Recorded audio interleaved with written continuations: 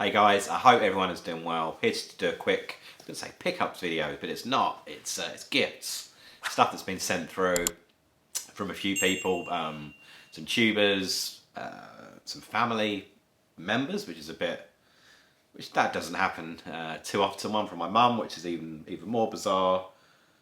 It's a kind of a newish item. We'll come on to it in a bit, but a newish item with a bit of, I guess, a retro kind of edge to it. But yeah, that will be revealed in a bit. So yeah, been away for the weekend, old man's birthday, came back over the old postal strikes and stuff, or Royal Mail strikes in the UK. I haven't had a post for like about a week, so turned up last night and had a nice little pile of parcels, which is always good fun. And the first one I opened, yeah, I thought I was being held ransom, or a bit of a blackmail, I should say.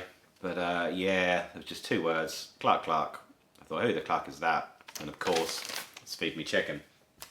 So what did Feed Me Chicken send? As a lot of you know, still been collecting fairly heavily for handhelds this year. It's a Game Boy, but also Game Gear. And this is a game that I don't think I've really come across. It's not necessarily like an uncommon game, but just haven't really seen it when I've been, out and about, or just kind of scanning through eBay. And it is Dragon Crystal. So Dragon Crystal. And I believe just by looking at the image on the front, I'm pretty sure it's also like a Sega Master System game, which I definitely don't have. So I don't have it in either kind of format, but I think it's one of those they port between the two systems. I did have a cheeky little look at some of the, not gameplay, but just some of the images on kind of screenshots, I should say, on Google. And yeah, it looks pretty decent. It's like a top-down, almost like a dungeon crawler, very kind of 8-bitty art style. It doesn't look that dissimilar from very early Zelda type games. So yeah, looking forward to getting stuck into that. And yeah, nice treat from the chicken. So thank you very much, FMC, and hopefully I'll be seeing you soon, mate. Someone which, yeah, again, another person I'm hoping I will be seeing perhaps around like Christmas time, because he lives not too far away from where my in-laws are, and we're doing a bit of a Christmas road trip as we do to see a few folks, so that will be cool. But yeah, ahead of that, he sent me a PC Engine game. So it's a tuber. It is the Awesome Steve NEG. So similar to Feed Me Chicken. You can go and check out Steve's channel. Check them all out. And yeah, the game is Sun 2. Again, yeah, don't have this one. Pretty sure it's like a Capcom. Yeah, tiny little picture, tiny little text at the bottom. Yeah, it's Capcom game. It's like an action, platformer. Looks like it's got a bit of Wonder Boy kind of art style vibes to it. But yeah, some cool, comical looking bosses and stuff. I think it's meant to be a pretty awesome game. So yeah, well chuffed with this. Look forward to yeah, it's got Capcom on there. Oh, and he drops the Hue card. But yeah, it looks really decent. As always, I don't think really get screenshots on the back of the PC Engine game. So chuffed with that. Yeah, cheers, Steve. That's really kind of you, and hopefully I'll get to see you over the next few weeks. That'd be awesome. And two more bits. Yeah, when I was away for the weekend, I caught up with a few family members, and my brother said, I was kind of going through some stuff, and I found something from back in the day that I kind of just kept, and he's like, look, I think you'd like this, and damn right, little kind of magazine, but really just going through a bit of a strategy guide.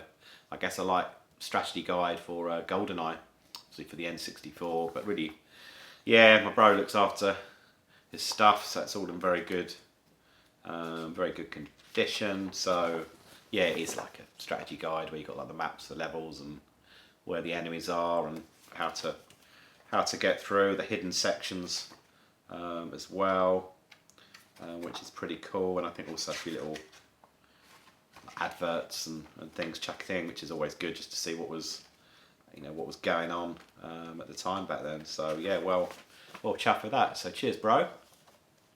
And yeah, the final item, a bit of a Christmas link, because it is an advent calendar, and it's a bloody huge advent calendar. and it's say something what I watch. It's more something I read, like growing up. This and Tintin.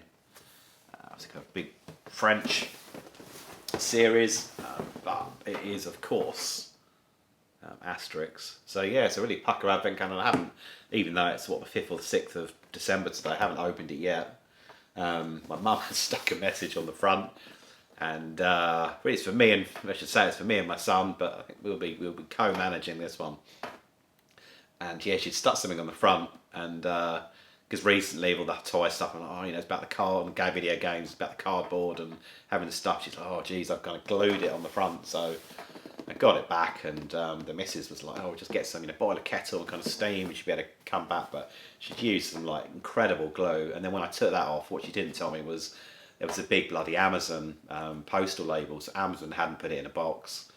They just said, oh, this is fine, which is, it's fairly sturdy, but not really bloody postable. So there was an Amazon thing bang on there. So a combo of every chemical in the periodic table. It still got, yeah, you can still see some of the bits around there, but it's better than it was.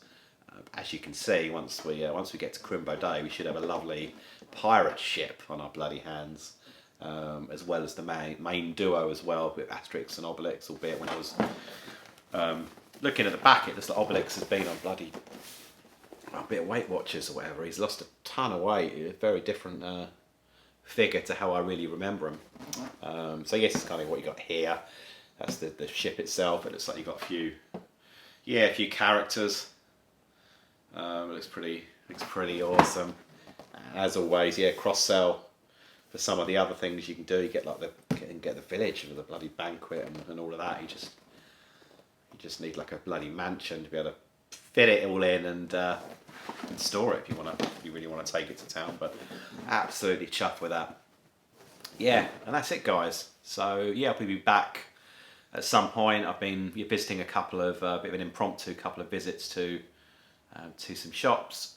One of them was the fantastic Retro Realm, that's kind of owned, run by Scott, aka Sega Zombie.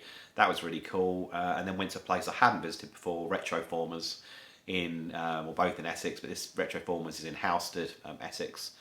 Some games, but probably 90% is like toys, some new toys, but also some fantastic vintage toys. So I took some pictures, videos, and kind of had a chat with them, and I'll do some separate, you know, shortest videos on that and release them during the month of December, all things going to plan. That is it. Have a good one. Catch you soon. All the best. Cheers.